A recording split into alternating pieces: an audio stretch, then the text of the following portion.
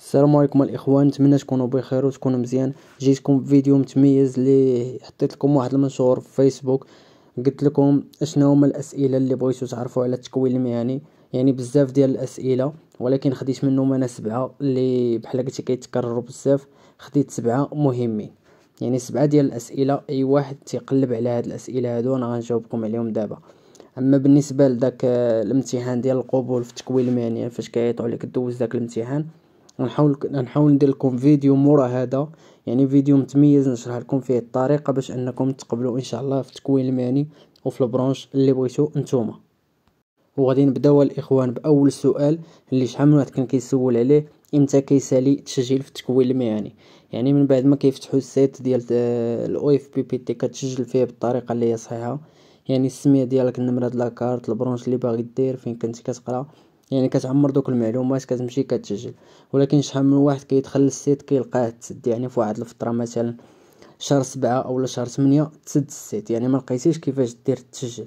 هذه ماشي هي النهايه ديال التسجيل في التكوين المهني، انما كتمشي عندهم المركز ديالهم، يعني كتمشي كتقول لهم بغيت نتسجل في التكوين المهني. تما هما كيعطيوك اختيار ديال لي برونش اللي مازالين ما عامرينش. يعني مثلا كاين واحد الكلاس اللي فيه تقريبا مثلا واحد العدد ديال الاشخاص، يعني ما يمكن لهمش يزيدوا على دوك على داك العدد ديال الاشخاص. شنو كيديروا؟ يعني كياخذوا الشعب اللي هما خاويين في العدد ديال التلاميذ، كيعطيوك اختيارات، كيقولوا لك هذا هو البرونش اللي مازال، وهذا وهذا وهذا، وانت كتختار تما. يعني من الاحسن الاخوان تسجلوا في السيت قبل، يعني كل ما تسجلتي بكري كل ما كيكون الحظ في داك البرونش اللي غتختار كيكون متميز، وان شاء الله غتقبل فيه. على سبيل المثال ممكن تجلس حتى لشهر 9 وغتمشي وغتبغي تسجل في التكوين المهني.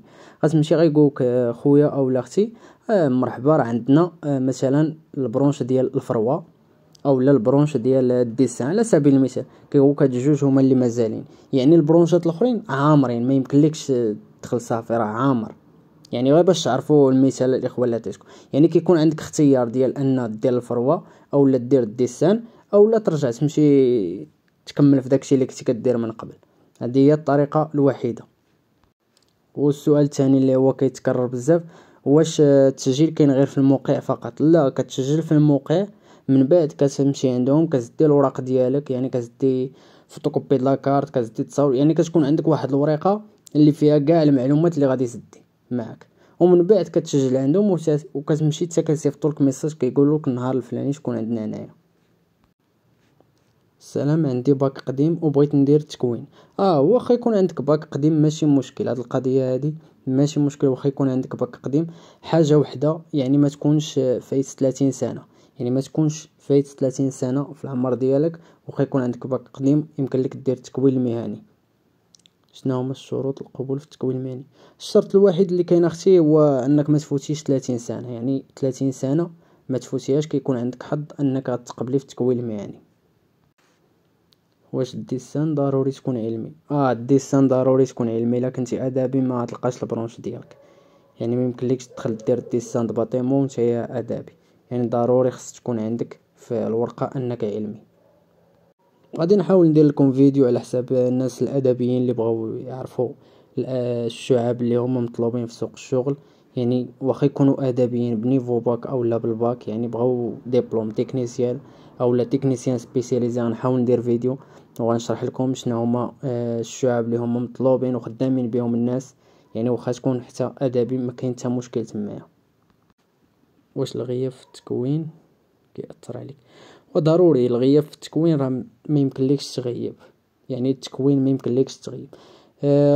على سبيل المثال ممكن تكون جايك اكزام، يعني مع لافاك تكون داير لافاك وتكون داير تكوين، ويجيك اكزام في نفس النهار لافاك سمح فيه، يعني ضروري تسمح في الاكزام ديال لافاك وتجي دوز الامتحان ديال التكوين المهني، حيت لافاك ممكن تعوضو اما التكوين ما غاديش تعوضو. يعني خص ضروري تجيب ليه يا اما شهاده طبيه، يعني باش انك تفادى داك المشكل ما تغيبش في التكوين المهني من الاحسن. واش يمكن ندير لافاك والتكوين في نفس الوقت؟ ممكن، ولكن واحد القضيه خصكم تعرفوا على هذا السؤال هذا: بان التكوين المهني ممكن تدفع ليه بنيفو باك وممكن تدفع ليه بالبكالوريا، ولكن الا كنتي داير لافاك وبغيتي دير تكوين في نفس الوقت، يعني لافاك كيطلب لك الباك، شهاده البكالوريا داير تحطها في لافاك. يعني الا بغيتي دير تكوين يمكن لك دير بنيفو باك، اما باش غتدخل بشي برونش اللي فيها الباك ما يمكنلكش. يعني الباك الاصلي يا اما تحطو في لافاك يا اما تحطو في التكوين المهني فقط. وهادو هما الاسئله اللي كاين. اللي عندي شي سؤال اولا شي حاجه ما قلتهاش في هذا الفيديو هذا يخليها لي في كومونتير وانا غادي نجاوبو.